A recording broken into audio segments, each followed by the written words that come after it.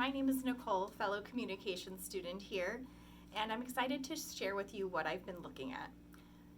For the past couple of chapters, we looked at the concepts of verbal and nonverbal communication, and I think it's been interesting because these things that we've been looking at, things like facial expressions, vocal tone, are things that we sort of do subconsciously, but it's been nice to sort of deep dive into the book and feel out more how these things kind of affect how we communicate with one another. The concept that I'm choosing to focus on is something called paralanguage, which is the vocal but nonverbal dimension of speech. It's how you can say sort of like five sentences, the same 5 sentences, different ways, and get different responses from your audience. I'm looking at a TED Talk on YouTube by a speech pathologist named Dr. Wendy Leborg, and now she's kind of coaching people on voice, and voice is her specialty and her wheelhouse. And I think that why I kind of liked her video was because her voice is so interesting. It's very engaging because voice is her specialty, like I said. And the name of her video is called Vocal Branding: How Your Voice Shapes Your Communication Image. It's sort of the concept of it's not just what you say, but how you say it. And she says that your voice is something that's just so unique to you that it's kind of like part of your personal brand. It's unique to you, like how your facial features or even your thumbprint would be. And I was recently having a conversation with my husband about this, how I think it's so interesting that of all the people that we know, and everybody has a different voice, and you can just recognize people's voices right away and know kind of who they are based on their voice. And she says that your voice can be used to evoke emotion from your target audience. And she kind of lays out 5 different elements of what makes up your vocal brand, and how it's not just one of these elements, but if you use all 5 together, that's how you can sort of make your vocal brand the best. The first one is intensity, which is kind of like loudness, but not necessarily. But if you speak very intensely, you can be coming off as assertive, and if you speak very, not intensely, you come off as sort of shy or maybe calm.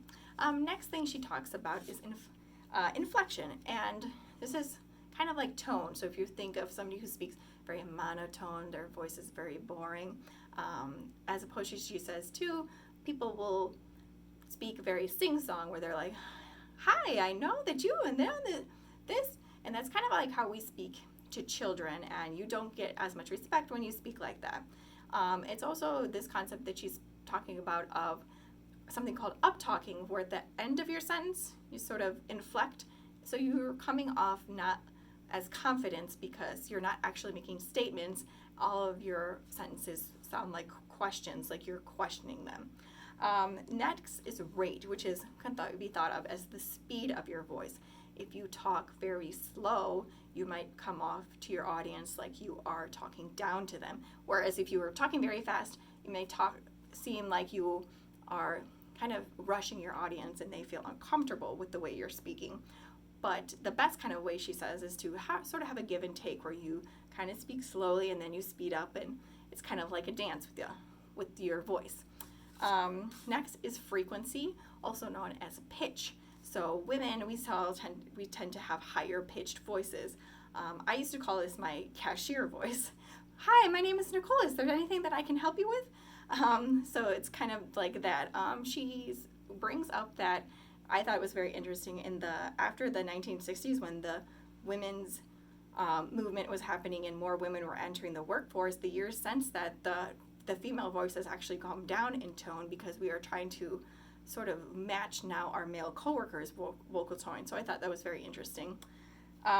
Next, then the last element that she talks about is quality. And I kind of think of that as your X factor in your voice. Might be the hoarseness of your voice, the breathiness of your voice, that kind of thing that makes your voice a little bit maybe different. I know that when I'm listening to like singers, something like that, I like people who have kind of more raspy, unique voices. So she says that all of these 5 elements are sort of what we can use to make up our vocal brand. And we can sort of maximize all 5 of these elements to really convey the kind of messages that we're trying to give to our audience. Our voice is what defines us, and it can be also what empowers us. So by using all of these elements to maximize them, you can make sure that when you're speaking, that your audience is actually listening and getting your message. Thank you all for listening today. I hope you guys have the great rest of the semester. Thanks.